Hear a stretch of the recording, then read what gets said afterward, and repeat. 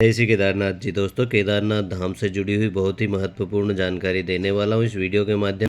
और दोस्तों, अगर आप केदारनाथ धाम पे आना चाहते हैं तो यह वीडियो आपके लिए ही है। वीडियो को पूरा देखिए जिससे आपको केदारनाथ धाम से जुड़ी हुई हर छोटी बड़ी जानकारी प्राप्त हो सके। और अगर आप चैनल पर नए हैं तो चैनल को सब्सक्राइब कर लीजिए जिससे आपको केदारनाथ धाम से और अमरनाथ यात्रा से जुड़ी हुई संपूर्ण जानकारी डेली प्राप्त होती रहे। तो दोस्तों, आज जो मैं सबसे पहले आपको जानकारी देने वाला हूँ वह यह है। दोस्तों, मौसम आज पूरी तरह से साफ बना हुआ है। और दोस्तों, पिछले 6 से 8 दिनों से मौसम इसी तरह से पूरी तरह से धूप खिली हुई रहती है। सुबह 6 बजे से ही धूप निकल जाती है दोस्तों, और 2 से 3 बजे तक धूप ऐसे ही खिली रहती है। और 3 बजे के बाद में रोज़ाना हल्की फुल्की बारिश हो जाती है, कभी कभी बारिश नहीं भी होती है। और दोस्तों, दोपहर के बाद में यहाँ पे ठंड बहुत ज़्यादा बढ़ जाती है। तो आप अगर केदारनाथ धाम आते हैं तो आपको अपने साथ में गर्म कपड़े ज़रूर रख के लाना चाहिए जिससे आप ठंड से बच सके। और दोस्तों, यहाँ पर ठहरने के लिए GMVN ने बहुत सारे कैंप लगा दिए गए हैं जिससे आपको यहाँ पर रुकने में कोई परेशानी अब नहीं होने वाली है।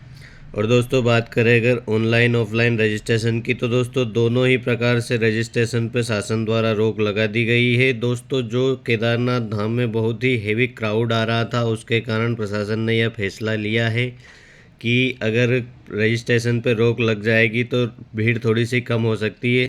दोस्तों, यहाँ पर इतनी ज़्यादा भीड़ आ रही थी कि उसे संभालने के लिए यहाँ का प्रशासन पूरी तरह से व्यवस्थाएं नहीं कर पा रहा था। इसके कारण जो यात्रियों की बहुत ही ज़्यादा भीड़ आ रही थी उसे कम करने के लिए ही पंजीयन पर रोक लगाई गई है। दोस्तों, अब रोक कब तक रहेगी इसका कोई अनुमान नहीं लगाया जा सकता। दोस्तों, पहले 16 तारीख का बताया था, अब उसके बाद में 20 कर दी गई है। तो दोस्तों, फिर भी अगर आप केदारनाथ धाम के लिए घर से निकल गए हैं तो आपको परेशान होने की कोई ज़रूरत नहीं है। दोस्तों, अगर अभी आप घर से नहीं निकले हैं तो आप अभी अपनी यात्रा को आगे बढ़ा दीजिए। और दोस्तों, अगर आप केदारनाथ धाम के लिए अपने घर से निकल गए तो आपको बताऊंगा आप कैसे दर्शन कर सकते हैं। दोस्तों, आप अपना आधार कार्ड लेके आइए और केदारनाथ मंदिर के सामने ही आप आधार कार्ड दिखाकर वहां से आप अपना यात्रा टोकन प्राप्त कर सकते हैं। दोस्तों, बात करें तीसरी और सबसे महत्वपूर्ण जानकारी की तो वह है दोस्तों, यहाँ पे बहुत ही ज़्यादा हेवी क्राउड आया हुआ है इस समय पे। दोस्तों, अभी सोनप्रयाग में बहुत ही ज़्यादा लंबा जाम लगा हुआ है। और दोस्तों, केदारनाथ धाम में दर्शनों के लिए भी अभी 1 से 1.5 किलोमीटर लंबी लाइन लगी हुई है। और दोस्तों, गौरीकुंड में आपको जो टैक्सी आते हैं आप गौरीकुंड तक सोनप्रयाग से, वहाँ पर भी अभी टैक्सियों के लिए 1 से 1.5 किलोमीटर लंबी लाइन लगी हुई है। तो दोस्तों, भीड़ फिर से उतनी ही हो गई है जितनी कि पहले थी। और दोस्तों, आने वाले दिनों में यात्रा के लिए एक बहुत ही बड़ी अपडेट है। और दोस्तों, अगर आप नहीं जानते तो मैं आपको बताना चाहता हूं कि आने वाले समय में मौसम भारी ख़राब होने की संभावना है चारधाम यात्रा और केदारनाथ धाम में।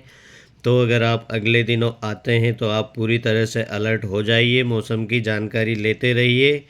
दोस्तों, केदारनाथ धाम में 20 जून के बाद में 20 से 25 जून तक बहुत ही भारी बारिश की संभावनाएं जताई गई है। तो दोस्तों, वीडियो आप मेरी देखते रहिए जिससे आपको रोज़ाना की अपडेट मिलती रहे। और अगर आपने चैनल को सब्सक्राइब नहीं किया है तो आप चैनल को सब्सक्राइब कर लीजिए दोस्तों, जिससे आपको केदारनाथ धाम से जुड़ी हुई रोज़ाना की जानकारी प्राप्त होती रहे और आपको केदारनाथ धाम में आने के बाद में किसी प्रकार की कोई परेशानी का सामना ना करना पड़े।